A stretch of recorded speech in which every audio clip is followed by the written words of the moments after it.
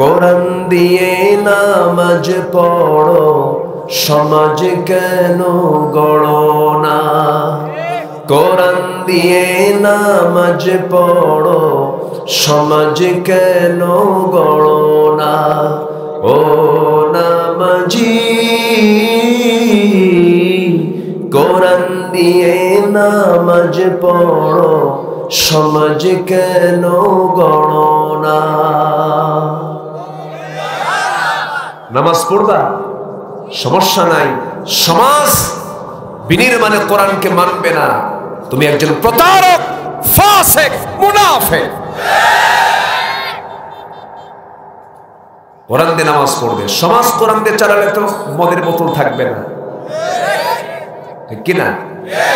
Night ক্লাবে আলেমরা যায় না, মদের বারের সদস্য কোনো আলেম খুঁজে পাবেন না, মদের বারে কোনো আলেম ওলামা থাকে না। সম্মানিত ভাইয়েরা, কথা আছে, আস্তে আস্তে করে বলি। একটু ছন্দপতন হয়েছে প্রথমে, এখন কি করবেন? এটা নসিবে ছিল আমাদের। কোন সূরা বলেছি বলেন তো? কোন সূরা বলেন তো? কোরআনে কারীমে শুধু একজন মহিলার নাম এসেছে, কোন মহিলার নাম আর পাবেন না কোরআনে। আয়েশার নাম নাই, খাদিজার নাম নাই, আসিয়ার নাম নাই। তাদের ইতিহাস আসছে, অন্য নামে সম্বোধন করা হয়েছে, কিন্তু মারিয়াম সরাসরি যে একজন নারীর নাম, এরকম করে সরাসরি নাম উল্লেখ করে কোন মহিলার নাম কোরআনে নাই, একমাত্র কে ছাড়া? মারিয়াম। তারা এই নারীকে অনেক সম্মান দিয়েছেন, এত সম্মান যে তিনি দুনিয়াতে বসে জান্নাতের খাবার পর্যন্ত খেয়েছেন। কিসের খাবার? এই কি বের হয়? ও মেশিন নিয়ে আসছে, খুব চেষ্টা করছে তারা, খুবই চেষ্টা করছে। নতুন একটা মেশিন তারা আবার নিয়ে আসছেন, যোগ দিচ্ছেন। আল্লাহ তুমি আবার আমাদেরকে বিপদে ফেলো না আল্লাহ। জি, সব দিকে খেয়াল রাখবেন যেন লুজ কারেকশন, তার সেটিং এ যেন কোনো প্রকার তাড়াহুড়ো নাই, কোনো তাড়াহুড়ো করবেন না। স্লোলি অ্যান্ড স্টেডি, ধীরে ধীরে মজবুতের সাথে। তাড়াহুড়ো করা মানে কি? একটা ভুল হয়ে যাবে। কিন্তু মানুষকে সৃষ্টি করা হয়েছে বিনা আজাল, মানুষ ত্বরাপ্রবণ, সবকিছু তাড়াতাড়ি পেতে চায়। কোন দিন বিয়ে করব? এই যুবক, ঠিক আছে না? তারপর ঠিক।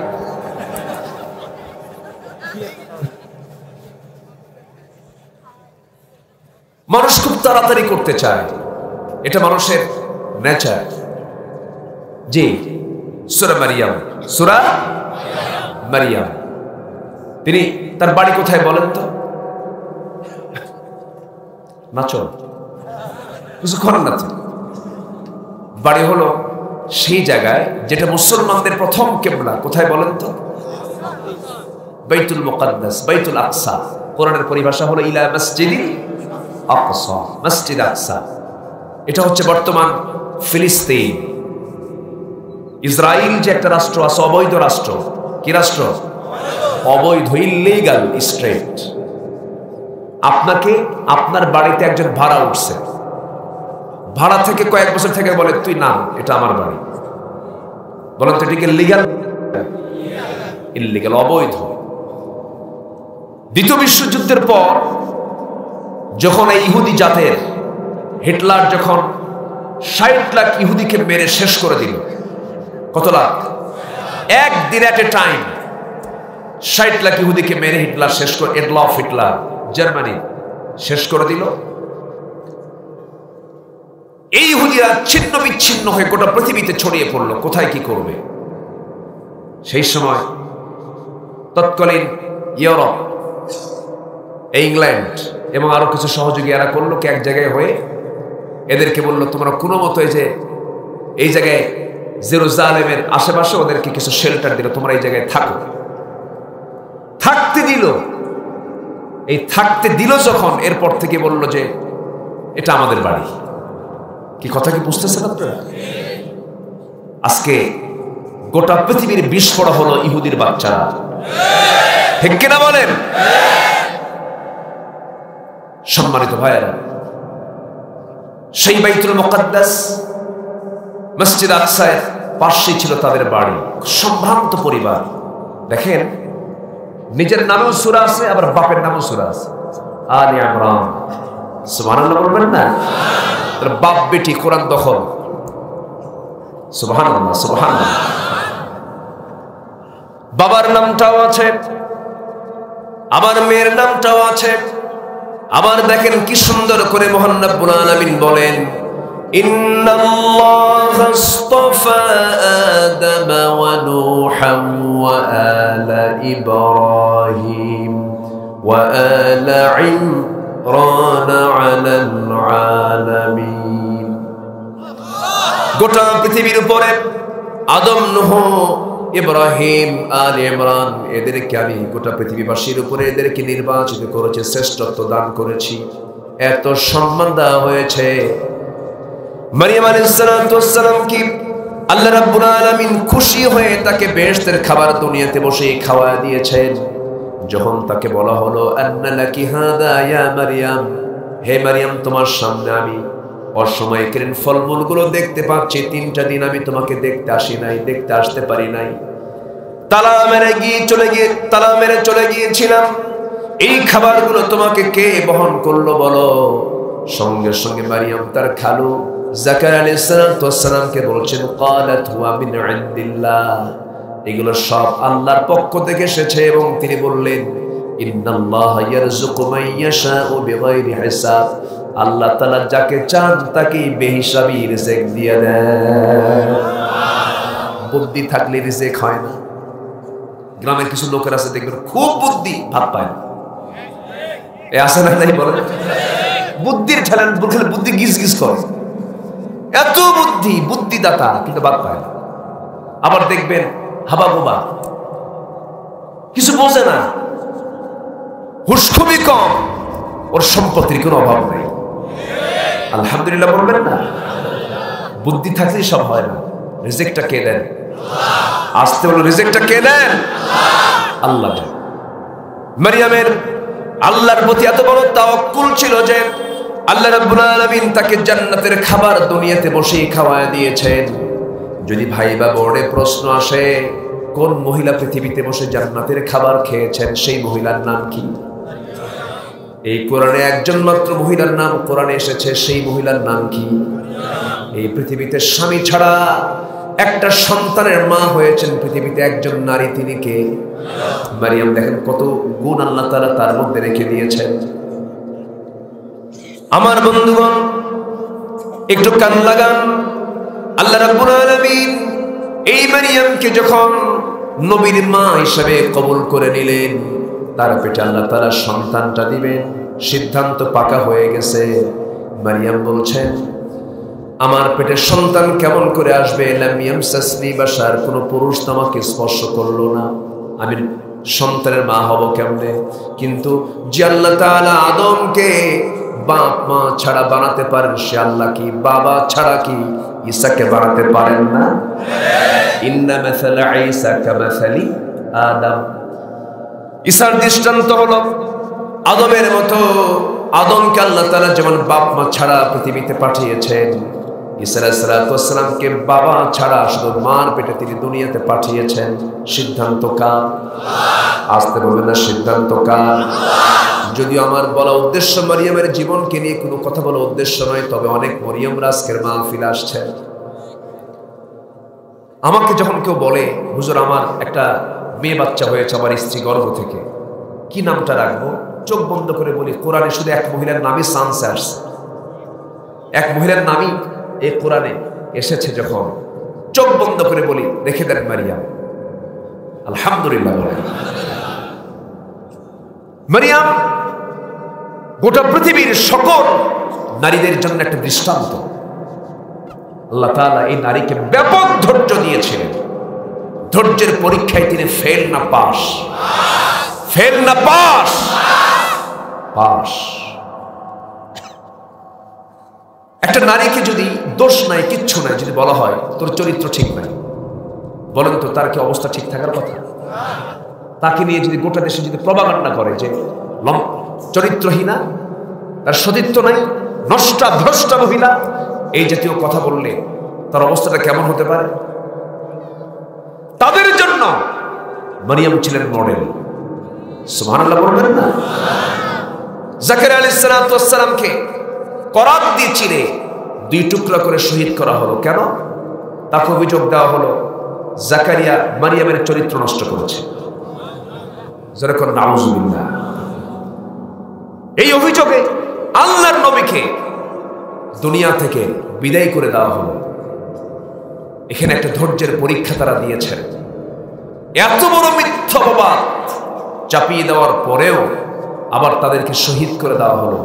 এখান থেকে একটা বিষয় ক্লিয়ার, নবীরা যদি ধর্ষণের মামলা খায়, নবীরা যদি জিনার অভিযোগে অভিযুক্ত করে যদি জেলখানায় পাঠানো হতে পারে, আলেমদের বিরুদ্ধে ষড়যন্ত্র হতেই পারে, ঠিক না? তবে ষড়যন্ত্রের ফলাফল ইসলামের পক্ষেই চলে আসে, কোরআনের পক্ষেই চলে আসে। আমার বিশ্বাস আগামীর দিন হবে ইসলামের দিন। সেই ইসলামের দিন আমরা যদি দেখতে চাই, আমাদেরকে সঠিক মুসলমান হতে হবে, আমলওয়ালা মুসলমান হতে হবে, সামনের কদম মজবুত করে বাতিল দুর্গাঘাত হানতে হবে। রাজি আছেন কারা কারা? হাত উঁচু করে দেখান মুসলমান।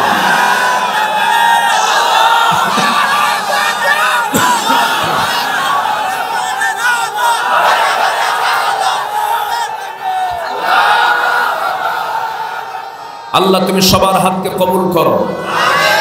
জোরে বলি আমিন, আরো জোরে আমিন। হাত নামান। সম্মানিত ভাইয়েরা, মারিয়ামের কথা যখন চলে আসলো, আল্লাহ তাআলা, আমি আসছি আয়াতের দিকে যাচ্ছি, অনেক মা বোন আসছেন। মারিয়াম বিনতে ইমরান আলাইহিস সালাতু ওয়াস সালামের শর্ট একটা লাইফের একটা সাইড আমি বলে দিচ্ছি। পেটে সন্তান আসলো, ফয়সালা কার? আসতে বলবেন না, ফয়সালা কার? 2 মাস চলে গেল, ধীরে ধীরে বাহ্যিক সিমটম প্রকাশ পেল। 4 মাস 5 মাসে গোটা এলাকা জানাজানি হয়ে গেল। বলল, মারিয়াম তোমার স্বামী নাই, পেটের সন্তান, এটা কেমন কথা? উনি বলেন, আল্লাহর কসম করে বলছি, পৃথিবীর কোনো পুরুষ আমাকে স্পর্শ করেনি, আল্লাহ তাআলা আমাকে সন্তানের মা বানিয়েছেন। সুবহানাল্লাহ। সবাই বিশ্বাস করল না, রক্তাক্ত করে ঘাড় ধাক্কা মেরে ঘর থেকে বের করে দিল। চলে গেলেন, যেদিকে চোখ চলে যায় সেই দিকেই চলে গেলেন। বাইলহাম উপত্যকার দিকে চলে গেলেন। 4 মাস 5 মাস 6 মাস 7 মাস 8 মাস চলে গেল। জনমানবহীন একটা এলাকায় তিনি শেল্টার নিলেন। 10টা মাস চলে গেল। সন্তান ডেলিভারি হওয়ার সময় যখন হয়ে গেছে, একটা শুকনো গাছের শুকনো ডালের নিচে তিনি শেল্টার নিয়েছেন, আশ্রয় নিয়েছেন। রাতের বেলা ঘুমাতে চলে গেছেন।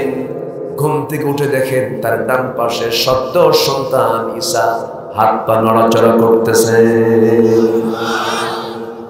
এই পৃথিবীতে 3 জন নারীর সন্তান ডেলিভারির সময় কোনো দুনিয়ার কোনো ধাত্রী প্রয়োজন হয় না, সরাসরি ফেরেশতা এসে তাদের সন্তান ডেলিভারির ব্যবস্থা করে দিয়েছেন। এর মধ্যে অন্যতম হচ্ছেন মারিয়াম একজন। মারিয়াম আলাইহিস সালাতু ওয়াস সালাম যখন দেখলেন সন্তানটা বাম পাশে নড়াচড়া করে, শুকনো ডালের দিকে তাকায় দেখেন শুকনো ডাল নাই, পাতা সবুজ শ্যামলে রূপান্তরিত হয়ে গেছে। টসটসে ফলমূল ধরে আছে, ফলগুলো পারলেন, খেয়ে দিলেন, জীবনের শক্তি ফিরে পেলেন। স্তনটা সন্তানের মুখে লাগায় দিলেন, সন্তানও দুধ পান করা শুরু করে দিয়েছে। 3টা দিন চলে গেল।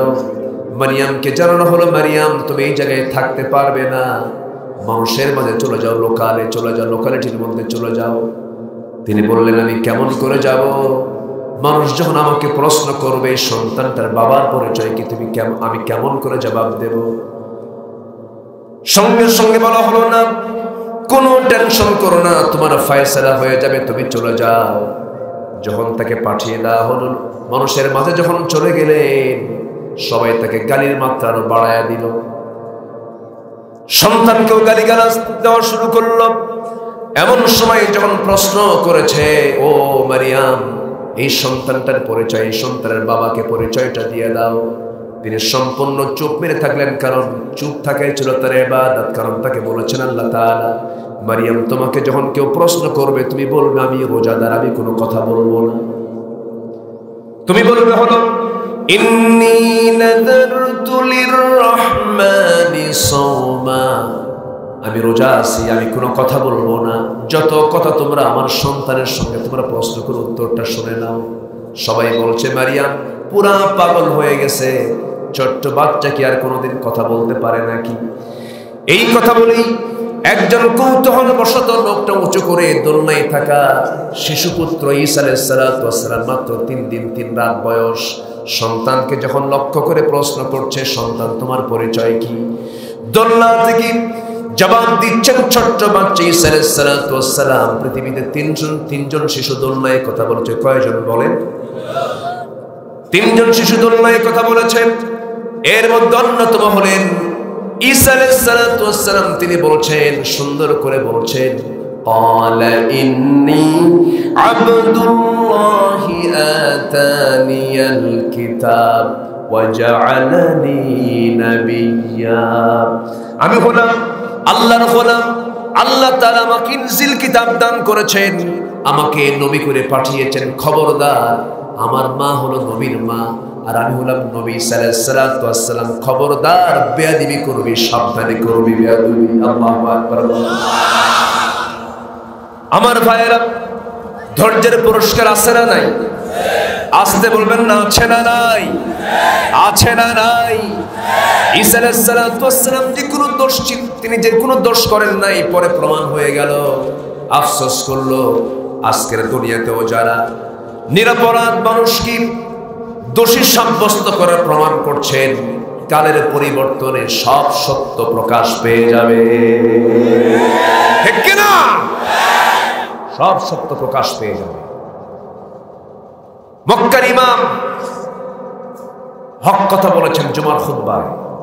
তিনি বলেছেন কনসার্ট হারাম, এগুলো করতে দেওয়া যাবে না, অশ্লীলতা বেহায়াপনা বন্ধ করতে হবে। খুতবার শেষই হয় নাই, সেই জায়গা থেকে জালিমরা তাকে গ্রেফতার করে জেলখানায় ঢুকিয়ে দিয়েছে। এটা কি চিরকাল থাকবে? আস্তে চিরকাল থাকবে? নমরুদ ছিল, এখন আছে। ফেরাউন ছিল, এখন কি আছে? নমরুদকে বিদায় করেছেন কি দিয়া? কিসের কাপড় দিয়া? কোন বাহিনী দিয়া? মশা। মশা কিন্তু ওর আগে ছিল না, মশা কিন্তু নমরুদই নিয়ে আসছে। এর আগে কিন্তু মশা ছিল না, নমরুদ আসা দিয়ে মশা আসছে। কি কথা কি বুঝতেছেন? আবার আল্লাহ তাআলা কিন্তু মশার উদাহরণ দিয়েছেন। কোরআনে মশার উদাহরণ আছে না নাই? ইন্নাল্লাহা লা ইস্তাহি আইয়াদরিবা মাসালাম মা বাউদাতান। আল্লাহ তাআলা মশার উদাহরণ দিয়েছেন। মশাকে ছোট চোখে দেখার সুযোগ নাই তো। আচ্ছা, মশা শক্তিশালী না মানুষ শক্তিশালী? ভালো করে রাখো, মানুষ না মশা? মশা। আচ্ছা, আবার মানুষও তো। আচ্ছা, মশারই টাঙ্গায় কারা? প্রাণী মনে করার কোনো সুযোগ নাই। নাম্বার 1, মশার যত 4টা শিক্ষা আছে মশা থেকে। মশা যত বেশি রক্ত খায় তার হায়াত বাড়ে না কমে? আর যেটা মাঝারি খায়, একটু নর্মাল, যারা ওর চাইতে বেশি বাঁচে। যে বেশি খাবে সে তাড়াতাড়ি মরবে। আজকের সমাজেও যারা মশার মতো বেহিসাবে রক্ত চুষতেছে জনগণের, তোমাদের হায়াত বেশি দিন নাই, ঠিক কিনা? নাম্বার 2, রাগ করতেছেন নাকি আপনারা? নাম্বার 2, মশাকে দুর্বল প্রাণী ভাববো কেমনে? মশাটা এমন প্রাণী, মশা যখন রাতের বেলা মশারি টাঙানোর পরেও মশারির মধ্যে যদি ঢুকিয়ে পড়ে 2-3টা, কানের কাছে এসে কি সুন্দর মধুর গান গায়, তাই না? মধুর গানে ঘুম চলে যায়, কি ঘুম থাকে না, ঘুম হেরে যায়। তো এই যে গানটা গায়, এই গানটা গাইতে সায়েন্স বলতেছে মশা তার পাখা নড়ায় প্রতি সেকেন্ডে 500 থেকে 600 বার। প্রতি কি সেকেন্ডে, প্রতি সেকেন্ড মানে কি সেকেন্ড কি খুব বেশি সময়? 1 সেকেন্ডে মশা তার পাখা নড়াচ্ছে 500 থেকে 600 বার। পৃথিবীর কোন মেশিন এত দ্রুত কোনো কিছু নড়াতে পারে না যা মশা নড়ায়। তাহলে বলেন মশাটা কত ছোট, এর মধ্যে আবার কি মেশিন আল্লাহ তাআলা সেট করছে। আবার মশা এমন মারাত্মক, ডেঙ্গু আছে না, এডিস কামড় মারলে জীবনে শেষ হয়ে যায়। আচ্ছা, মশা যে কামড়ায় মানুষকে, এই মশাটা কি পুরুষ মশা কামড়ায় আর মহিলা মশা কামড়ায়? হ্যাঁ, কোনটা কামড়ায় কও? বোঝার উপায় নাই, মানে যে কোনো একটা কামড়াবে, পুরুষ না মহিলা? আচ্ছা, যারা মহিলা কইছে, স্ত্রী যারা কইছে, তারা সায়েন্সের ছাত্র, তারা সায়েন্সে পড়েছেন, এই জন্য বলতে পারতেছেন যে হ্যাঁ, এটি স্ত্রী মশা কামড়ায়। হ্যাঁ, স্ত্রী কামড়ায়, পুরুষ মশা আমরা কামড়াই না। কি কথা বলছেন? পুরুষ জাত কামড়ায় না। আবার মায়েরা মন খারাপ করে না, হুজুর এটা আবার কি বললেন, আমরা কিন্তু মাইন্ড করে নিয়েছি। কিন্তু না কামড়ালে আবার বংশ বিস্তার হবে না। তো স্ত্রী মশা কামড়ায়, রক্ত নেয়, প্রোটিন হয়, বংশ বিস্তার হয়। বংশ বিস্তার করার জন্য স্ত্রী মশাই তো কামড়াতে হবে, পুরুষ মশা দিয়ে কাম হবে না। কি কথা কি বোঝা গেল? আচ্ছা, নাম্বার 4, এই মশার কামড়ে শেষ হয়েছে নমরুদ। ঠিক কিনা বলেন? অতএব যে আল্লাহ তাআলা নমরুদের মতো একটা দাপুটে নেতাকে সামান্য মশার কামড়ে শেষ করতে পারেন, সে আল্লাহ এখনো আছেন না নাই? আসতে বলবেন না, আছেন না নাই? আছেন। আমরা আল্লাহকে কখনো ভুলবো না। দিন শেষে আমার কেউ আপন না, দিন শেষে আমার আপন কে? বাড়িতে গিয়ে আজকে আমার এই কথাটা ফলো করবেন। বিছানায় গিয়ে একা যদি বউটা পাশে থাকে, হয়তো কথা বললেন ঠিক আছে, 10টা মিনিট চোখ বন্ধ করে একটু চুপ করে থাকবেন আর মনে মনে ভাববেন আসলে আমার পৃথিবীতে কে আপন। খুঁজবেন বউ, ছেলে, মেয়ে, মা, বাবা, ভাই, বোন, প্রতিবেশী, আত্মীয় স্বজন, সব ভাববেন 10 মিনিট। কোনো বন্ধুই খুঁজে পাবেন না। আস্তে করে বন্ধু খুঁজে পাওয়া যাবে? খুঁজতে যদি পারেন, সেই সময় আপনি একটা বন্ধু খুঁজে পাবেন। তিনি কে? আল্লাহ আমার রব, এই রবি আমার সব। বলেন আল্লাহ আমার রব, এই রবি আমার সব। দমে দমে তনু মনে তারি অনুভব। আল্লাহ আমার রব, এই রবি আমার সব। তোমার মদদ পেলে আমি আর না কিছু চাই, তোমার প্রেমের অনল আমি কি দিয়ে নে ভাই। যার হয়েছ তুমি তার নেই যে পরাভব, নেই যে পরাভব। আল্লাহ আমার রব, এই রবি আমার সব। আল কোরআনের পথ, এই পথই আসল পথ। অন্য পথে অন্য মতে নেই যে রহমত। আল্লাহ আমার রব, এই রবি আমার সব। আল্লাহ কবুল করুন। জোরে বলি আল্লাহুম্মা আমিন। সূরার নাম কি? মারিয়াম। মারিয়ামের জীবনটা এই জন্য একটু হালকা বলে দিলাম। আমি যেখান থেকে তেলাওয়াত করেছি শুধু মিলায় দেব, কিছু কথা তো বলেই ফেলেছি। জীবনদার মধ্যে 2টা কাজ অনুপস্থিত থাকবে। আল্লাহ বলছেন আমি ওকে শুধু জাহান্নাম দেব না, জাহান্নামের ভয়াবহ জায়গা, জাহান্নামের একটা গর্ত আছে, সেই গর্তের নাম হলো গাইয়ুন। গাই নামক গর্তের মধ্যে আমি তাকে ঢুকায় রাখবো, যে গর্তকে জাহান্নাম পর্যন্ত ভয় পায়। এত ভয়ঙ্কর একটা গর্তে ওই বান্দাকে ঢুকানো হবে যে বান্দার মধ্যে দুইটা খারাপ কাজ থাকবে। দুইটা কি খারাপ কাজ থাকবে? শুনবো কি সেই কথাগুলো? সবার শোনার আগ্রহ আছে তো? কিন্তু লক্ষ্য করছি দুই একজন ভাই কিন্তু ওঠার চেষ্টা করছে। ও মুরব্বী না? আচ্ছা, ওনাকে বাধা দিয়েন না। খুব ভালো, আলহামদুলিল্লাহ। আমি খুবই খুশি হয়েছি এই প্রত্যন্ত অঞ্চলে এত মানুষের আগমন আজকের মাহফিলে হয়েছে। বলি আলহামদুলিল্লাহ, জোরে বলি আলহামদুলিল্লাহ। স্টার্টিংটা একটু ভয়ঙ্কর ছিল, এখন মোটামুটি আপনার ঠান্ডা হয়েছে তো? খুব ভালো মানুষ, খুব ঠান্ডা মাথার মানুষ, খুব স্লোলি সব কিছু মুভ করেছে। আল্লাহ তুমি তাকে উত্তম পুরস্কার দিয়ে দাও। জোরে বলে আমিন। কিন্তু মুখে দাড়ি নাই, বুঝলেন? বড়টার আছে, ছোটটার নাই, ব্যালেন্স রাখছে। আচ্ছা, সমস্যা নাই, আপনাদের দাড়ি না রাখলেও সমস্যা নেই, দোয়া করে দেব। দোয়া করলেই দাঁড়িয়ে রাখা হয়ে যাবে নাকি? না, দাঁড়িয়ে রাখতে হবে? রাখবো, জোরে বলি ইনশাআল্লাহ।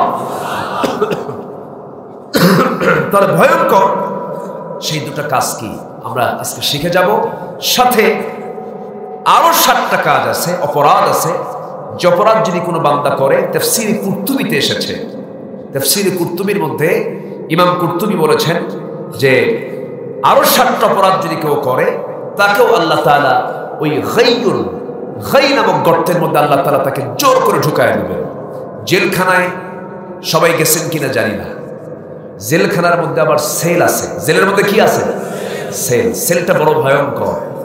জেলখানার ভিতরে যারা থাকে কয়েদি, তাদের বন্ধু বান্ধব সবাই ঘোরাফেরার সুযোগ আছে, ক্যারাম বোর্ড খেলে, ভিডিও খায়, আবার মাঝে মাঝে গাঁজা নিয়ে ধরাও পড়ে, বুঝলেন?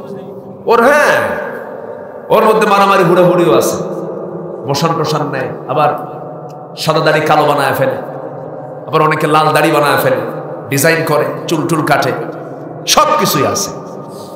কিন্তু এই ফ্যাসিলিটি থেকে মুক্ত হলো যারা সেলে থাকে। জেলের ভিতরে কি সেল, একাকি তাকে রাখা হয়, যারা খুব মোস্ট ওয়ান্টেড, যারা খুব গুরুত্বপূর্ণ। দেখেন না, কিছু কিছু অপরাধী জেলখানায় ঢোকে হাত রাঙ্গানো, মেহেদি রাঙ্গানো হাত দিয়ে, হাত খুলে খুলে ডিজাইন করে কোর্টে হাজিরা দেয়, জামিন নিয়ে আসে। আর আলেমদের হাতে হাত খোলা লাগায়। আস্তে কম করো, ঠিক কিনা? আচ্ছা, তো জাহান্নামের মধ্যে আরো জাহান্নাম আছে, ভয়ঙ্কর জাহান্নাম আছে। সেটা হলো গাইয়ুন, ভয়ঙ্কর গর্ত, মারাত্মক গর্ত। এই গর্তকে জাহান্নাম পর্যন্ত ভয় পায়। নাউজুবিল্লাহ বলে, যেরকম নাউজুবিল্লাহ। সেই গর্তের মধ্যে কি আমরা ঢুকতে চাই? তাহলে দুটো কাজ আমরা ছেড়ে দেব, যে দুটো কাজ বান্দা দুনিয়াতে করে গেলে আল্লাহ তাআলা সেই গর্তের মধ্যে তাকে ঢুকাবে। আল্লাহ রাব্বুল আলামিন বলেন, فخلف من بعدهم خلف أضاعوا الصلاة واتبعوا الشهوات فسوف يلقون غيا। আল্লাহ বলছেন, এই দুনিয়ার জিন্দেগিতে যারা 1 নম্বর অপরাধ, যারা নামাজকে নষ্ট করে ফেলবে, নামাজ যারা ভঙ্গ করবে, নামাজকে যারা নষ্ট করবে, নাম্বার 2 হলো যারা নফসের তাবেদারি করবে, মনের খেয়াল খুশি মতো যারা চলবে, মন যা চায় তাই করবে, নফসের যারা দাস হবে, নফসের যারা ইত্তেবা করবে, শাহওয়াতকে যারা প্রাধান্য দেবে, নামাজকে যারা নষ্ট করবে। আল্লাহ বলছেন ফাসাউফা, অচিরেই, ফাসাউফা যারা আরবি গ্রামার বোঝেন, অচিরেই আমি তাদেরকে কি করবো? ফাসাউফা ইয়ালকাউনা গাইয়া, আমি তাকে অচিরেই জাহান্নামের গাই নামক গর্তের মধ্যে আমি তাকে ঢুকাইয়া ছাড়বো। এই দুইটা জিনিস, নামাজ ছেড়ে দেওয়া আর নফসের দাসত্ব করা। সামনে একটা সুন্দরী মেয়ে হেঁটে হেঁটে যাচ্ছে, চেয়ে চেয়ে থাকলাম, নফসের আমি দাসত্ব করে ফেললাম। মদের বোতল দেখলাম, জিহ্বায় পানি চলে আসলো, সুন্দরী মেয়েকে দেখলাম, জেনার চিন্তা মাথায় চলে আসলো, নফসের দাসত্ব আমি করে ফেললাম। এই সমস্ত অপরাধ যারা করবে আল্লাহ তাআলা তাদেরকে জাহান্নামের গায়ে নামক গর্তের মধ্যে ঢুকাবেন। কার ওয়াদা? আসতে বলবেন না, কার ওয়াদা? আল্লাহ নিজেই বলছেন ফাসাউফা ইয়ালকাউনা গাইয়া, তাকে জাহান্নামের গর্তের মধ্যে, গায়ে নামক গর্তের মধ্যে তাকে ঢুকানো হবে। এই আয়াত থেকে সূরা মারিয়ামের 59 নম্বর আয়াত থেকে এটি স্পষ্ট হয়ে গেল, এই পৃথিবীতে সবচেয়ে বড় অপরাধ হলো কি ছেড়ে দেওয়া? আসতে বলে, আরো জনে বলেন, কি ছেড়ে দেওয়া? এখন যদি আমি প্রশ্ন করি, আমার দেশের নামাজি বেশি না বেনামাজি বেশি? বলেন বলেন, মানুষ বেশি না চোর বেশি? হ্যাঁ, ভালো ভালো করে বলেন, মানুষ বেশি না চোর বেশি? সবাই বলে চোর বেশি। চোরই তো। হ্যাঁ, যে নামাজ না পড়ে তার চেয়ে বড় চোর আছে? বলেন, যে নামাজ না পড়ে তার চেয়ে কি বড় চোর আছে? সবচেয়ে বড় চোর কে? যে নামাজ পড়ে না। তাহলে যারা নেতৃত্ব দিচ্ছে আজকে সমাজকে, তারা কি মানুষ না চোর?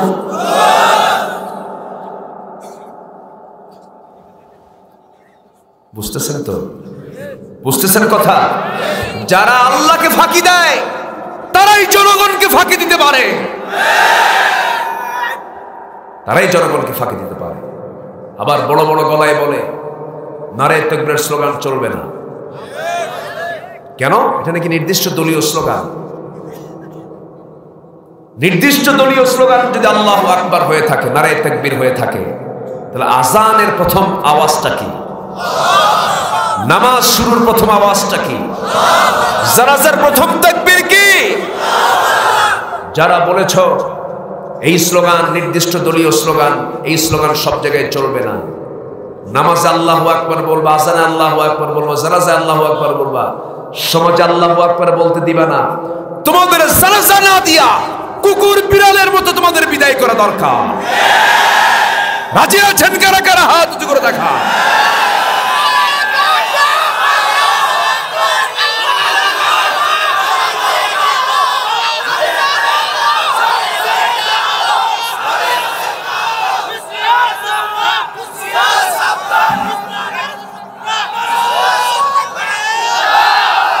আল্লাহ কবুল করুন, জোরে বলি আমিন, আরো জোরে আমিন।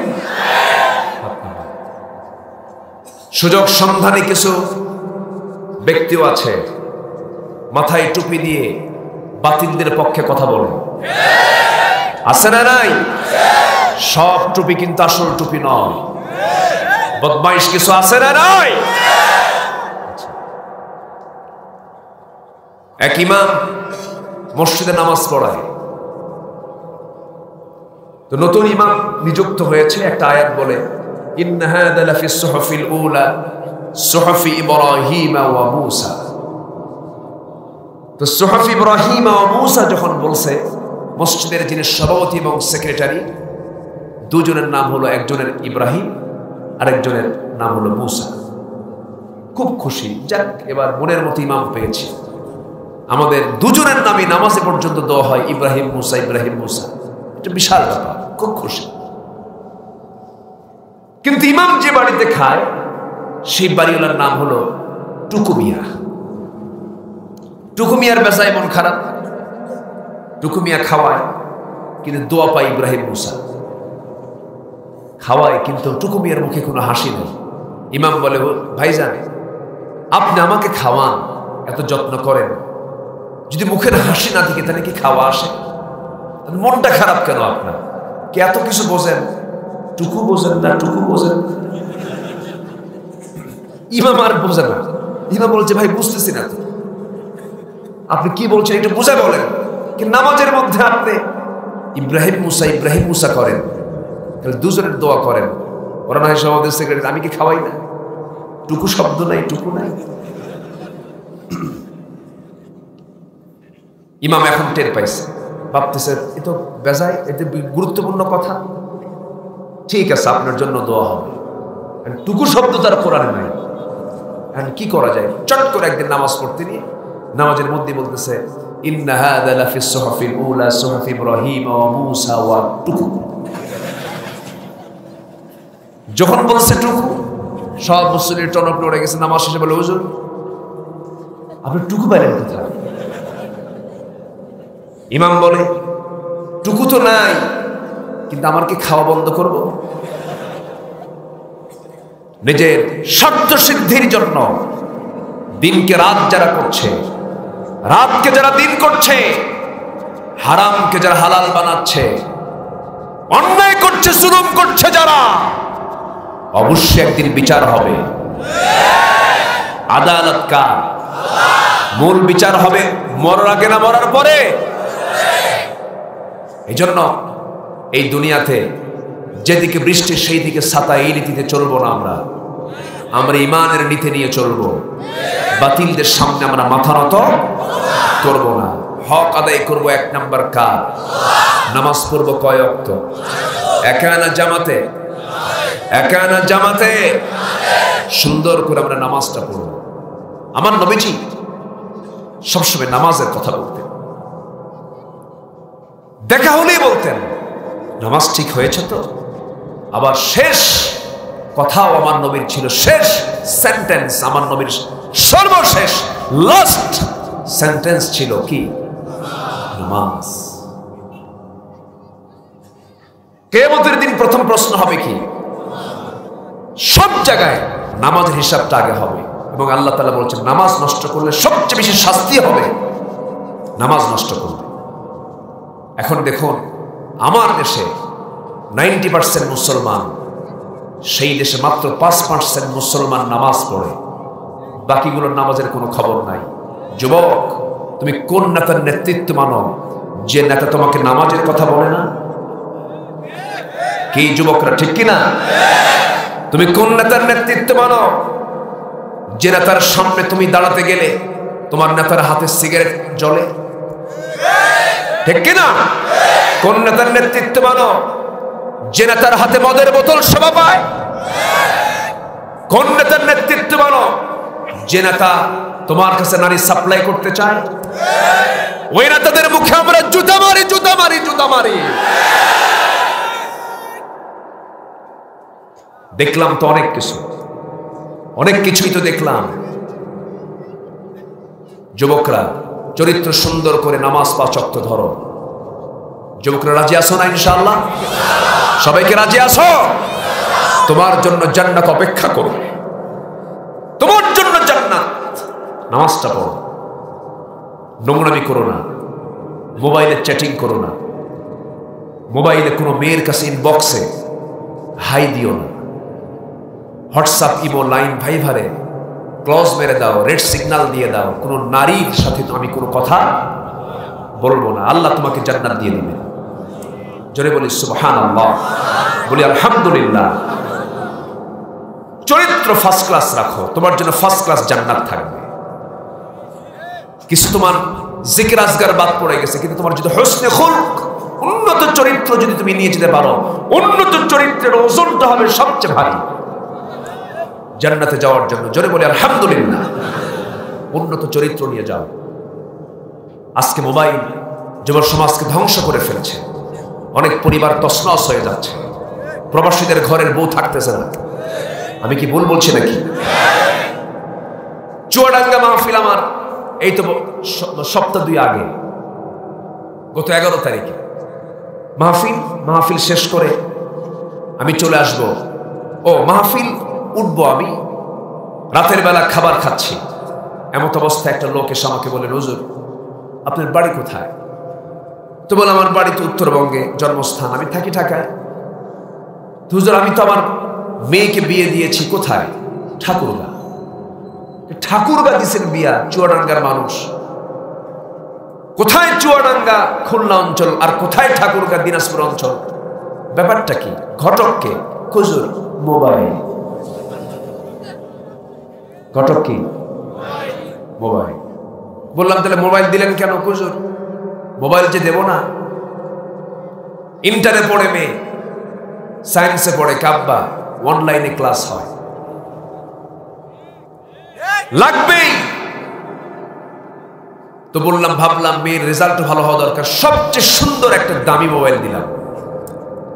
কিন্তু ও যে এই অনলাইন, এইদিকে অনলাইন করছে তার জানি না। 3 দিন কোনো খবর নাই। আমি কাউকে বলতে পারি না ওনার কথা। ঘটনা কি, ঘটনা কি? সারা রাত বেচারি বলতেছে বিছানা শুধু শুয়ে থাকি, কিন্তু চোখের পানিতে বালিশ বেঁধে যাচ্ছে। মেয়ে তো হঠাৎ করে রিং বাজতেছে, রিং ধরা মাত্রই বলতেছে আব্বা খুব ভালো আছে। দেখছে মা তুই কই?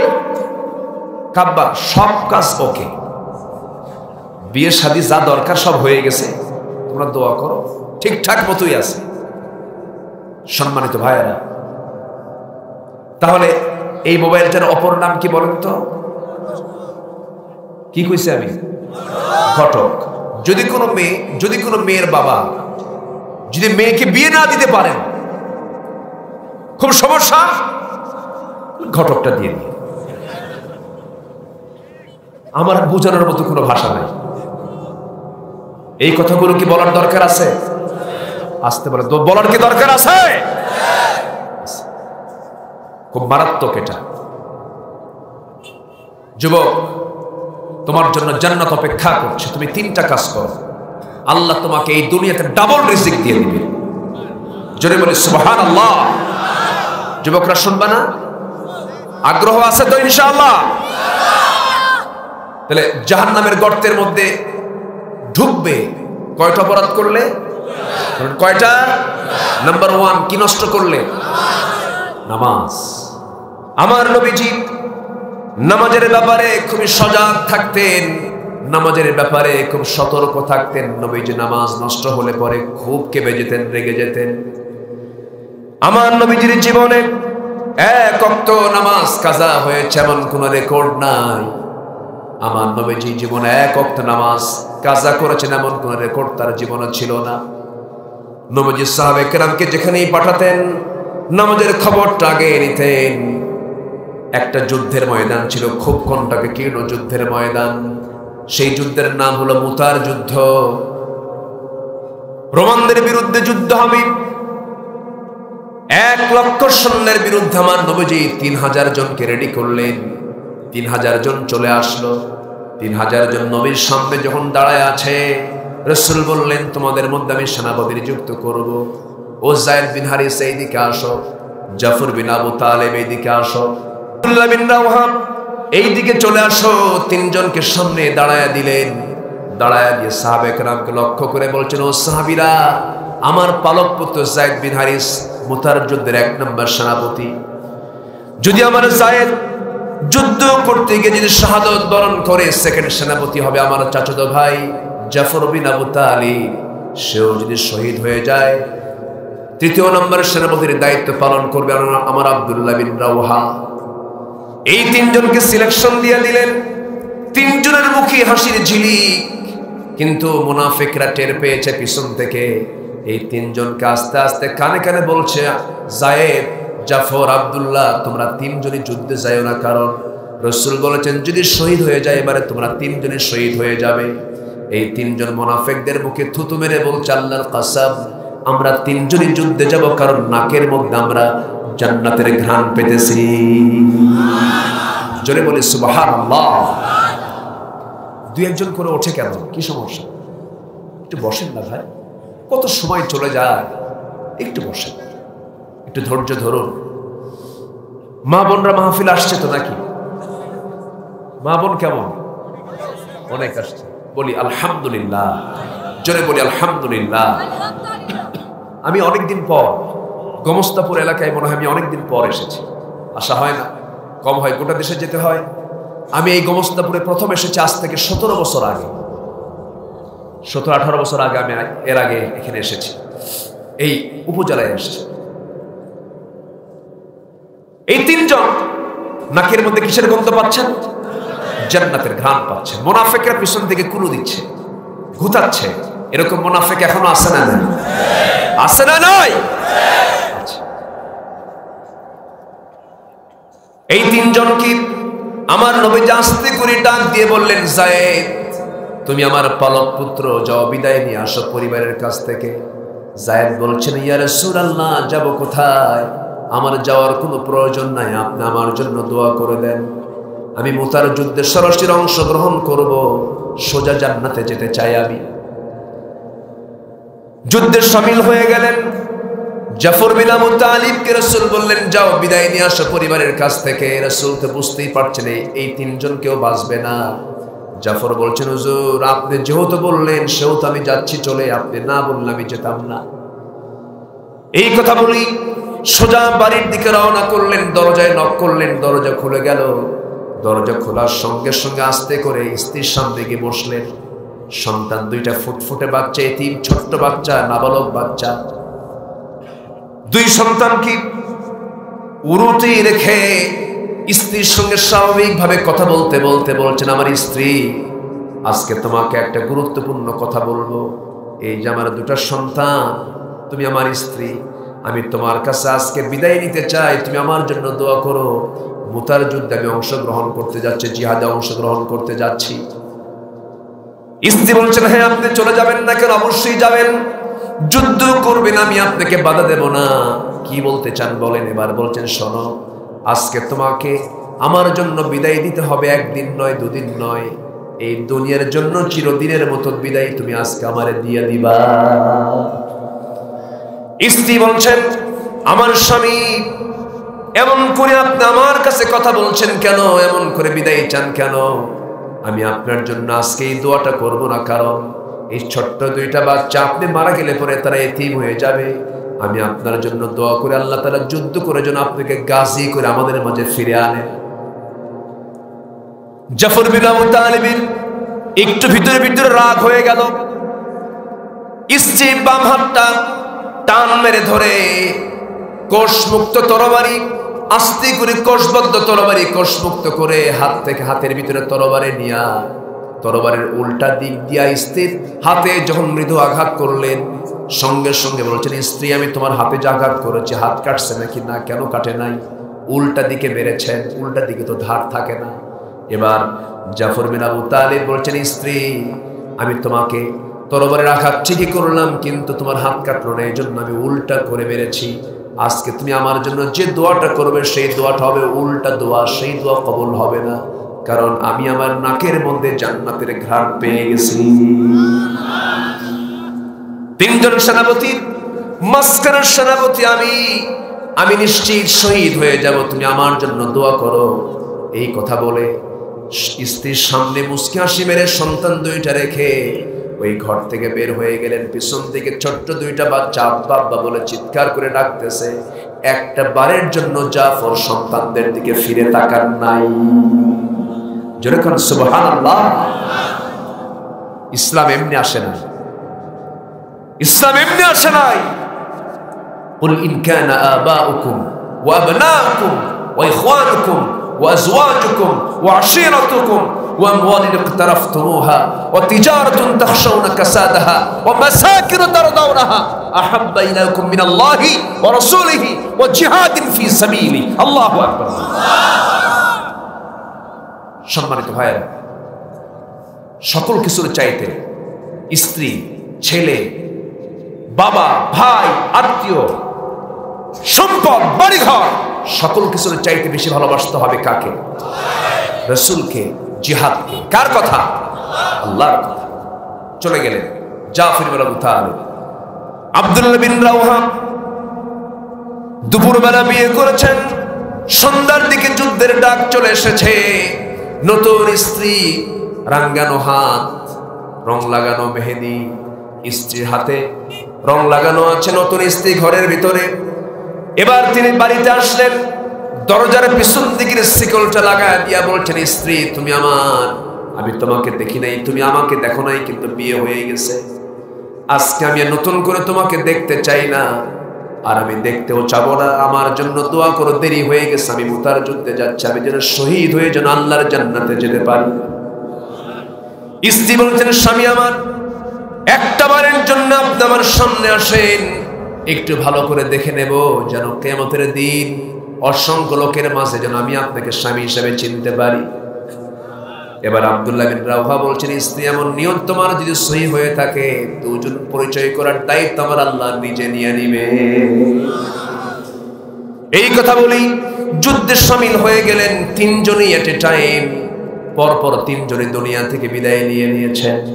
আব্দুল্লাহ বিন রাওহার যখন বিদায় হলো, ডান হাতে তার ঝান্ডা ছিল কালিমার, হাত কেটে ফেলে দিয়েছে, বাম হাতে নিয়েছেন, চট করে মুখের মধ্যে কামড় মেরে কালিমার ঝান্ডা নিয়েছেন, মস্তকটা উড়ায় দিয়েছে।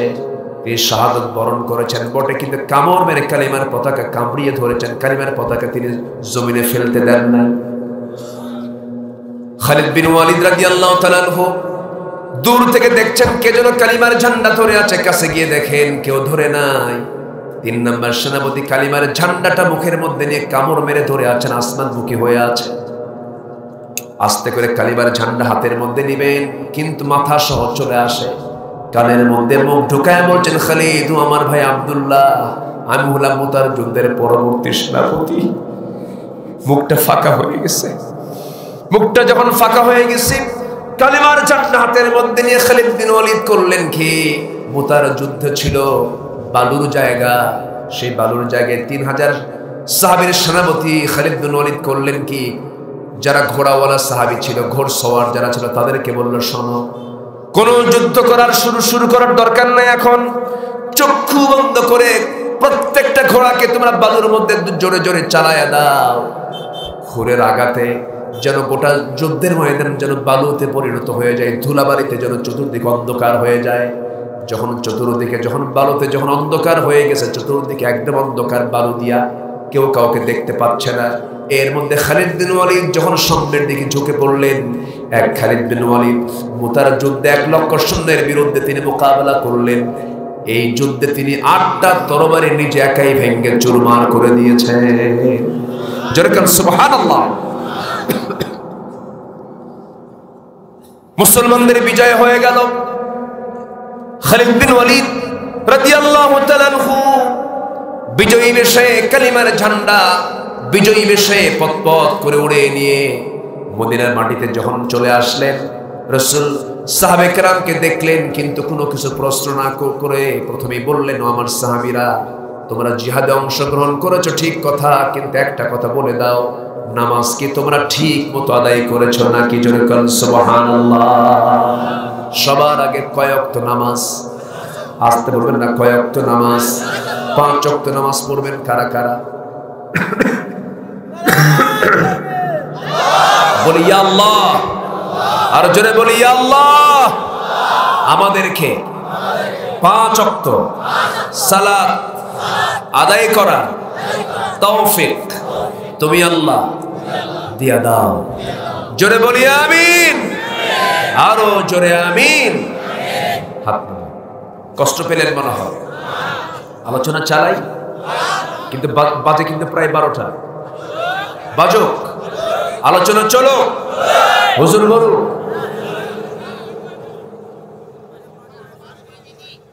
এত সুন্দর মানুষ, বলি আলহামদুলিল্লাহ।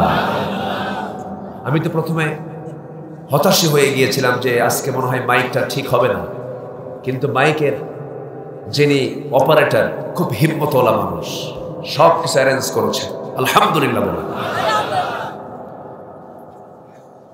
সম্মানিত ভাইয়েরা, তাহলে একটা কাজ আজকে আমরা শিখে যাব, শেষ নিঃশ্বাস থাকা পর্যন্ত, আজান শোনা মাত্র বাদ যাবে নাকি? কি বাদ যাবে না? নামাজ ছাড়বো না। আচ্ছা, নামাজ পড়তে কোন কিতাব লাগে? সবাইকে কোরআন পড়তে রাজি আছেন? যদি প্রশ্ন করে কোরআন পড়তে পারেন কয়জন? সবার কি হাত উঠবে? কেন সবার হাত উঠবে না কেন? আমরা মুসলমান না? কিন্তু হাত উঠলো না। এই উঠে কেন?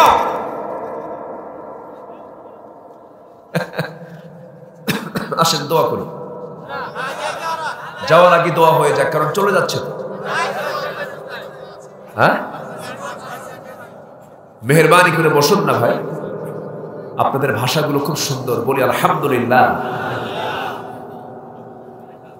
খুব সুন্দর ভাষায় কথা বলেন আপনারা, খুব সুন্দর।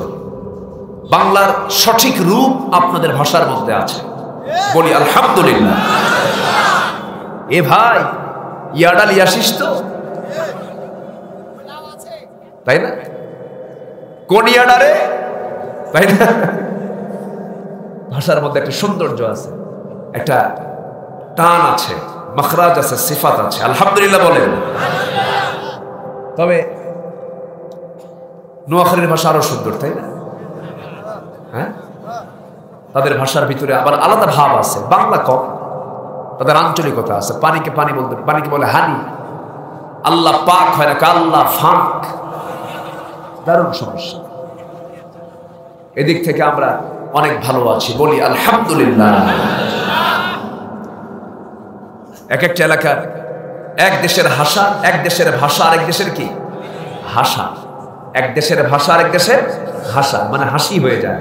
এক দেশের বলি আরেক দেশের গালি হয়ে যায়। এটাই তো ভাষা, এটা সৌন্দর্য কে দিয়েছেন? আচ্ছা, এই ভাষাকে আল্লাহ তাআলা কেন দিলেন? এরকম গোত্র গোত্র ভাষাগুলো কেন দিয়েছেন জানেন? আপনি রাজশাহী পার হয়ে নাটোরে ঢোকা মাত্রই ওখানে যা কিছু করবেন ভাষায় ধরা খেয়ে যাবেন, ঠিক কিনা? আচ্ছা, চিটাগাংয়ের লোক এসে রাজশাহী মাতব্বরি করতে নিয়ে ধরা খাবে, যেটা তো এই এলাকার লোক না, এর ভাষা তো ওই এলাকা। এইখানে আসলো কেন? এটা ধর, কি কথা বলছেন? এই জন্য আল্লাহ তাআলা ভাষাকে দিয়েছেন, এটা সিকিউরিটি কোড দিয়েছেন। কি কোড? Security code. এই এলাকায় থাকলে এই এলাকার ভাষা এটা সিকিউরিটি কোড। এই এলাকার সিকিউরিটি আপনি আপনার ভাষার মধ্যে পেয়ে যাচ্ছেন। বলি আলহামদুলিল্লাহ। কে দিয়েছেন? কে দিয়েছেন? আল্লাহ দিয়েছেন। তাহলে কোরআন দিয়ে নামাজ পড়তে হয়। আজকে শাবান মাসের 3 কি 4 তারিখ চলছে। আচ্ছা, সামনের দিন, সামনের মাস যে আসছে, ওই মাসের নাম কি? রমজান মাস। মূলত রোজার মাস তো ঠিক আছে, রমজান মাস মূলত কিসের মাস? বলেন কিসের মাস? কিন্তু উম্মতে মুহাম্মাদের কোরআন পড়া যাবে না। তাহলে কি হলো? এটা কি হতে পারে? তাহলে আমাদের কোরআন শেখার দরকার পরে না আগে? পরে না আগে? তাহলে এবারে রমজান হবে কি শেখার রমজান? জোরে বলেন, কি শেখার রমজান? কোরআন শেখার রমজান। আমরা কোরআনটাকে শিখবো। আমার এই হাতে হাজার হাজার হাফেজকে আমি দাস্তারবন্দি দিয়েছি, পাগড়ি দিয়েছি। এর মধ্যে আমার একটা স্মৃতিচারণ হয়। 4 বছরের ছোট্ট বাচ্চা, 4 বছর, 30 পারা কোরআন তার মুখস্থ। তাহলে আমার আপনার শেখার দরকার আছে না? 60 বছর বয়স হয়ে গেছে অনেকে, শিখবেন কোন দিন?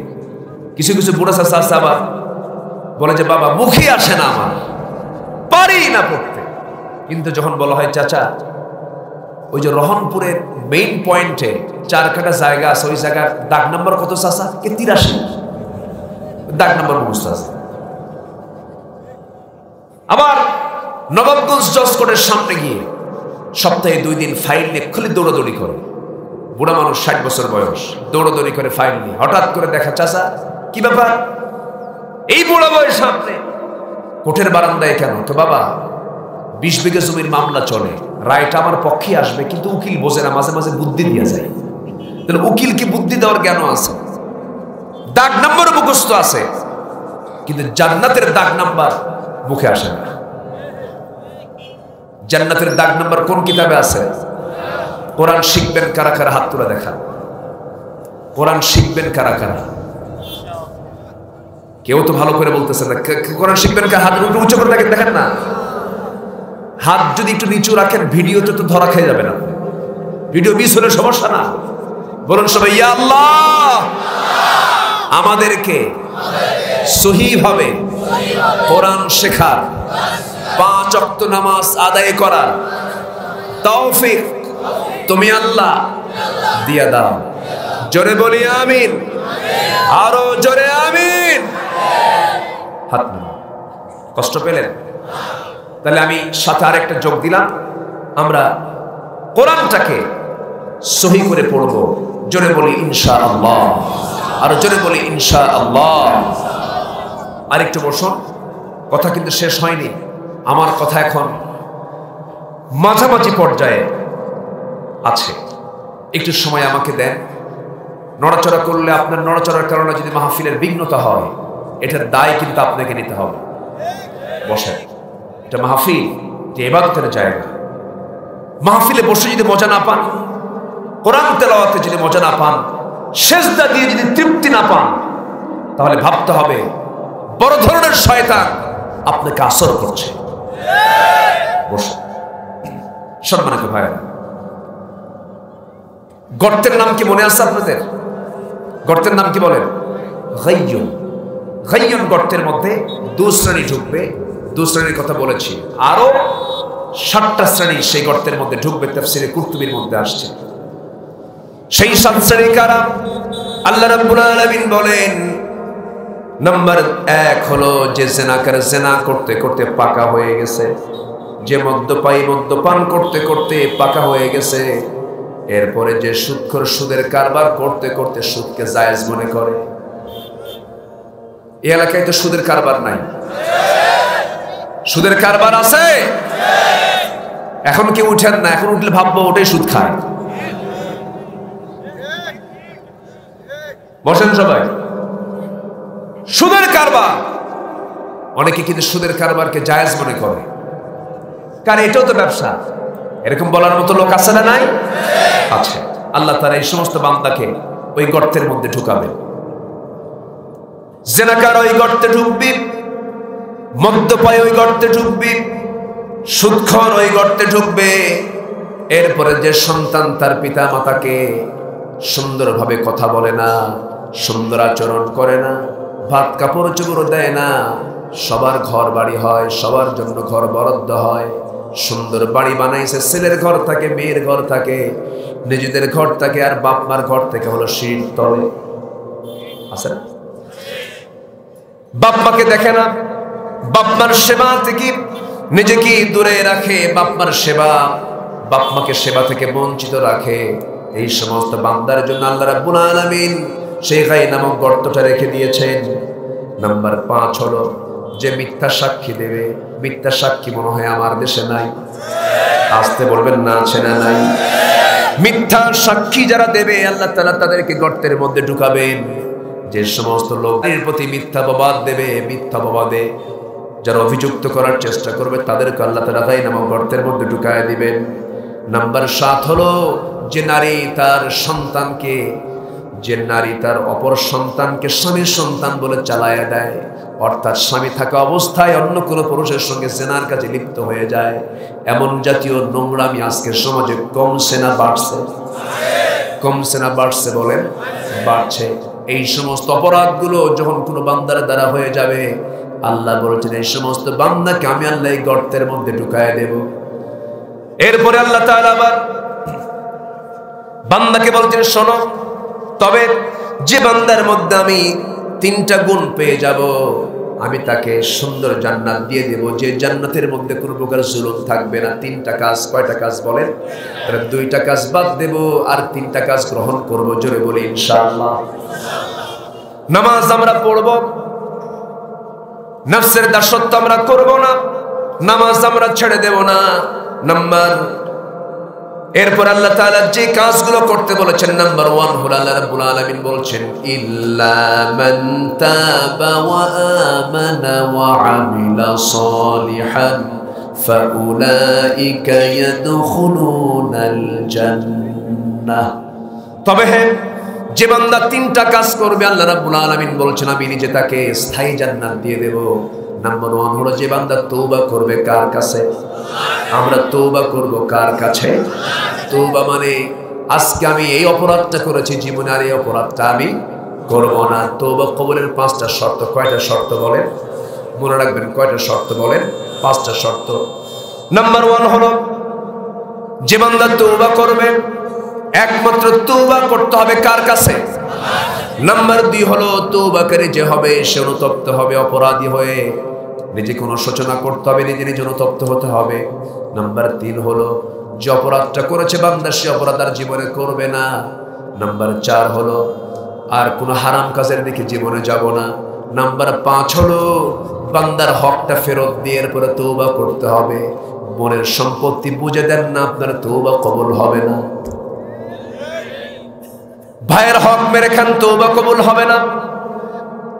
অন্যের জায়গা আপনি নিজে জানেন, যে জমির আইলটা দেওয়া আছে এই জমির আইলের মধ্যে আপনার জমি বেশি আছে। যেখানে আপনার 33 শতক থাকা দরকার সেখানে আপনি 40 শতক নিয়ে আছেন। আর একজনের 7 শতক জমি বেশি নিয়ে সেখানে ধান লাগায় খাচ্ছেন, আর একজন কম পাচ্ছে আপনি জনের পরও খাচ্ছেন। এই চরিত্র নিয়ে তওবা করলে সেই তওবা কবুল হবে না। বনের সম্পত্তি মেরে খাওয়া ভাই তো নওগাঁ জেলায় নেই, চাপায় নাই। হ্যাঁ চাপায় আছে। আমি আচ্ছা বারবার নওগাঁ মনে হচ্ছে কেন? এটা আমি আড্ডা দিয়ে আসছি তো। হ্যাঁ 1 কিলো নওগাঁ, তাই তো বলি। মানে আসছি চাপাই, কিন্তু মনে হচ্ছে আমার কাছে নওগাঁ। যে নওগাঁর একটা টান আছে, তাই না? নওগাঁর টান আছে, চাপায়ের টান আছে। চাপায়ের টান থাকবে, আম আছে না? আচ্ছা আম কি নওগাঁ বুঝায় না চাপাই বুঝায়? বলো চাপাই কি ভুলে যাওয়া সম্ভব? সামনে আমের মৌসুম আসতেছে, আম টাম রেডি করেন হুজুরের জন্য। আস্তে আস্তে করে দেখছে কি ভয় যে পাইছে। দিবেন নাম দিবেন না ইনশাল্লাহ? আরে টাকা দিয়ে তো নেব, সমস্যা কি? জি খুব সুন্দর। আমের নাম হলো ন্যাংরা। আমি খুব প্রিয়, আমার আম হচ্ছে ন্যাংরা। কি আম? ন্যাংরা। অনেকদিন আগে 2011 সালের দিকে আমার এক মাহফিল ছিল শিবগঞ্জ চাপাই। তো বললাম এক মুরব্বীকে, তার 200 বিঘা আমের বাগান। তো বললাম যে আচ্ছা চাচা একটা কথা বলি, কি আম তো দেখতে সোজা, নামটা ন্যাংরা কেন? তো বলতেছে হুজুর আমার মনে হয় এই আম গাছটা কোনো ন্যাংরা মানুষ লাগাইছে। শুনলাম আল্লাহ তাআলা এক একটা এলাকায় এক একটা বরকত দিয়ে ধন্য করেছেন। দিনাজপুরে লিচু দিয়েছেন, চাঁপাইনবাবগঞ্জে কি দিয়েছেন? আম দিয়েছেন। ময়মনসিংহে কি দিয়েছেন? কাঁঠাল। কি দিয়েছেন? কাঁঠাল দিয়েছেন। ওখানকার কাঁঠালগুলো খুব স্বাদের। এরকম করে আল্লাহ তাআলা অঞ্চলকে ভাগ ভাগ করে বিভিন্ন জায়গায় বিভিন্ন ফলগুলো দিয়েছেন। আলহামদুলিল্লাহ বলুন। তো মোটামুটি তওবা করার একটা শর্ত আমরা জানলাম। বনের সম্পত্তি মেরে খাওয়া ভাই, তার তওবা কবুল হবে না। বোনকে দেয় না, এক যুগ আগে বাপ মারা গেছে, বোন মাঝে মাঝে আসে, আবার দাওয়াত দিয়ে খাওয়াই দিয়ে পাশে বসায় বলে বোন তুমি সম্পদ পাইবা ঠিক, কিন্তু একটা কথা বলি বোন, কি অংশ নিলে কিন্তু ধ্বংস হয়। দেখছেন কি ওয়াজটা দিল, গ্রামার দেখছেন? অংশ নিলে ধ্বংস হয়। এটা কি কোরআন থেকে ওয়াজ না শয়তান থেকে ওয়াজ? আমার মার আজকে এই কথাই খুব খুশি, হুজুর ভালো কইরা কোন আমার ভাই কিছু বসে আছে এই জায়গায়, অংশগুলো বুঝে দেয় না। দয়া করে এই ভুলগুলো করবেন না, এগুলো বান্দার হক। এগুলো কার হক? বান্দার হক। বোনকে বোনের অংশ বুঝে দিবে, যে যার অংশ পাবে বুঝে দিয়ে ক্লিয়ার হতে হবে। বান্দার হক মেরে খেয়ে কবরে গেলে খবর আছে না নাই? আল্লাহ তাআলা সবাইকে বোঝার তৌফিক দান করুন। ওয়া আমানা, যারা সঠিকভাবে ঈমান আনবে, ওয়া আমিলা সালিহান, এবং নেক আমল করবে। আমার মা অনেকে আজকে মাহফিল আসছেন, দিন যত যাচ্ছে স্বামীর প্রতি ভক্তি বাড়ছে না কমছে? বলেন বাড়ছে না কমছে? মার্কেটে পুরুষ বেশি না মহিলা বেশি? মহিলা বেশি। স্বামীকে ধমকায়া সিট করে থুয়ে দেয়। কিছু কিছু বউ আছে না, মার্কেটে যেতে চাইলেই চলো আমিও যাই সাথে। তো তুমি কি বুঝো মার্কেটিং? তুমি গেলে তো দাম ডাবল হয়ে যায়, আমি একা যাব। স্বামীকে থুয়ে, বাচ্চা কাচ্চা থুইয়া চলে গেছে মার্কেটে। স্বামীর সামনে ভালো কাপড় চোপড়ও পরে না, স্বামীর সামনে গায়ের গন্ধে কোনো সুগন্ধিও লাগায় না, কিন্তু যখন বাইরে যাবে টিপটপ, একদম মাথা থেকে শুরু করে পা পর্যন্ত সব সাজায়, আশকারা মাস্কারা যা আছে সব দিয়া, লিপস্টিক টিপস্টিক লাগায়া, হাই হিল, পাশে একখান ভ্যানিটি ব্যাগ দিয়া চলে গেল দোকানদারের সামনে। ঠ্যাঙের উপর ঠ্যাং দিয়া দোকানদারকে বলে ভাইয়া একটা শাড়ি দেখানো যাবে কি? দোকানদারও কম না, শাড়ি একখান বের করে নিজের গায়ে লটকা দিয়ে বলে আপা এই শাড়ি কিন্তু আপনাকে দারুণ মানাবে। ওটা আরেক বদমাইশ। আছে না নয়? আমার মা এই নোংরামিগুলো বন্ধ করেন। লাভ নেই, নিজের সৌন্দর্যের সকল পসরা প্রকাশ করতে হবে অন্যের সামনে না স্বামীর সামনে? কার সামনে? স্বামীর সামনে। উম্মে সুলাইম নামে একজন মহিলার কথা আমার মনে পড়লো। অনেকদিন যাবত এই কথাটা আমি বলি নাই, ইতিহাসটা আমার হঠাৎ করে আজকে মনে হলো। উম্মে সুলাইম ছিলেন সেই নারী যে নারী তার রসুলের সামনে, আমার রসুলের সামনে তার ছোট্ট শিশু আনাসকে নবীর সামনে দাঁড় করায় বলেন, হুজুর এই মদিনার কত আনসার বড় বড় সাহাবীরা খেজুর বাগান দিল, উট দিল, কত কি দিল, আমি তো কিচ্ছু দিতে পারলাম না, আমার কলিজার টুকরা আনাসকে আপনার হাতে দিয়ে দিল। ছেলেকে দিয়ে চলে গেছে। সেই উম্মে সুলাইম রাদিয়াল্লাহু তাআলা আনহা, তার আগের স্বামী মালিক যখন মারা যায়, তারপরে বিয়ে হবে। বিয়ের জন্য এক যুবক তাকে প্রস্তাব দিলে তিনি বললেন, প্রস্তাব যখন দিয়েছে শর্ত হলো তোমাকে মুসলমান হতে হবে। সুবহানাল্লাহ।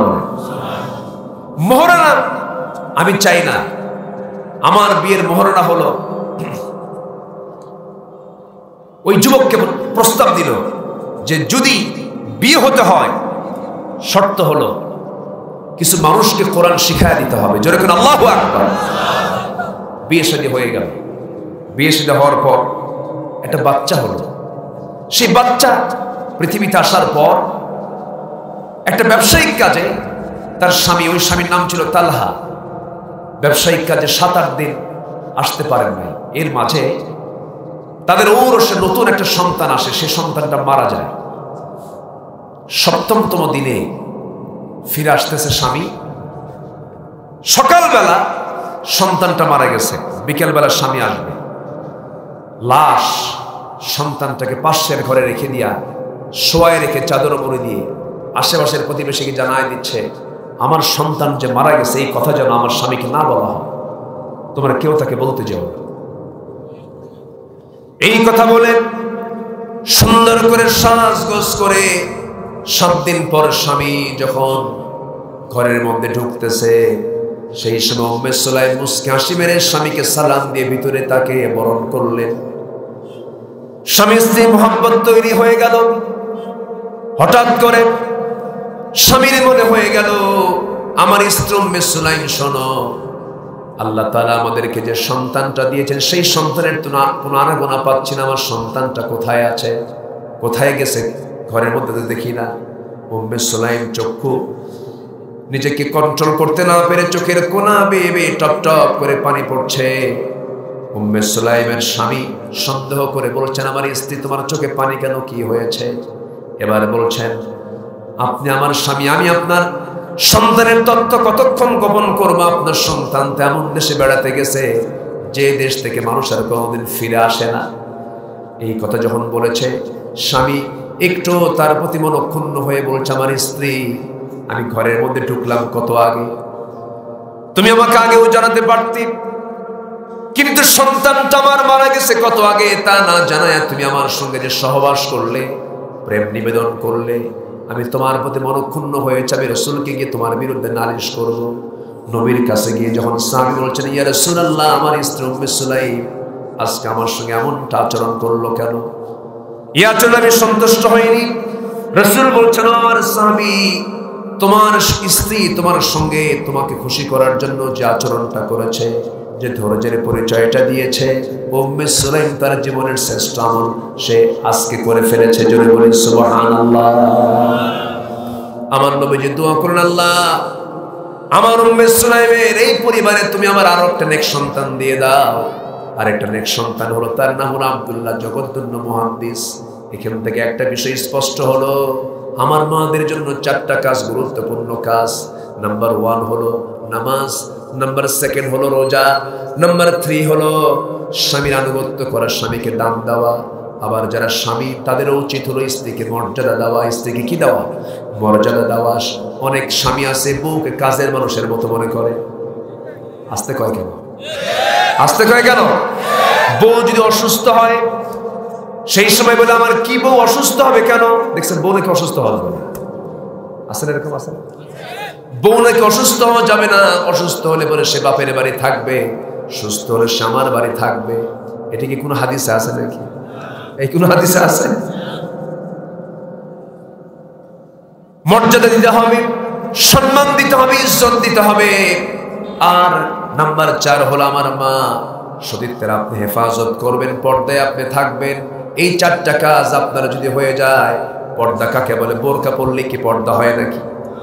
আসতে বলে, বোরকা পরলে কি পর্দা হয় নাকি? বোরকা পরলেই পর্দা হয় না।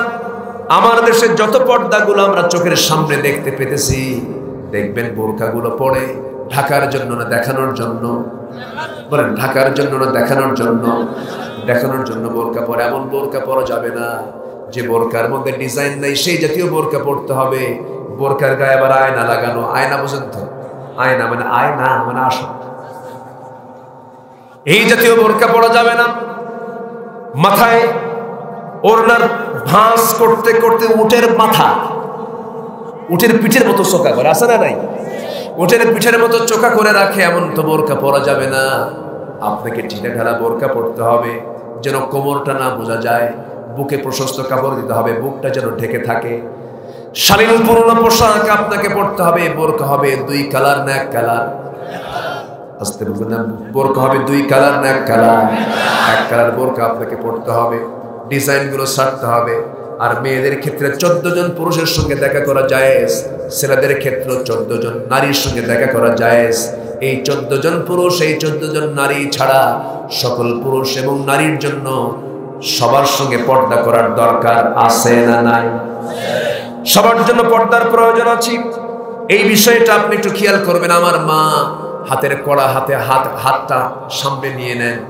আপনি হাতে একটা একটা করে গুনেন। আমি আপনাকে বলে দিচ্ছি, 14 জন পুরুষ আপনার জন্য মাহরাম। কয়জন? 14 জন পুরুষ আপনার জন্য মাহরাম। নাম্বার 1 হলো বাবা। নাম্বার 1 কে? বাবা। সবাই হাতে গুনেন, একটু গুনে নেন। 14 জন।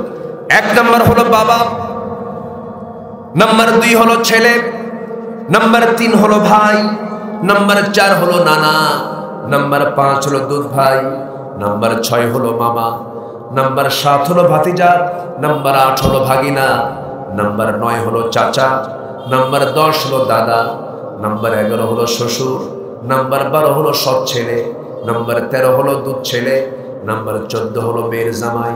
এই 14 জন পুরুষ একজন নারীর জন্য দেখা করা তার জায়েজ, কারণ এদের সঙ্গে বিয়েটা জায়েজ নাই। এই 14 জনের সঙ্গে মেয়েরা অবাধ, অবাধে তারা কথাবার্তা বলতে পারবে, কিন্তু অবাধ মানে এটা অবাধ নয়। মাথায় কাপড় রাখার দরকার আছে না নাই? বুকে ওড়না দেওয়ার দরকার আছে না নাই? ঢিলা ঢালা কাপড় চোপড় করে, শাড়ির পূর্ণ পোশাক করে তারা দেখা করতে পারবেন, কথা বলতে পারবেন। ছেলেদের ক্ষেত্রে হলো 14 জন। নাম্বার 1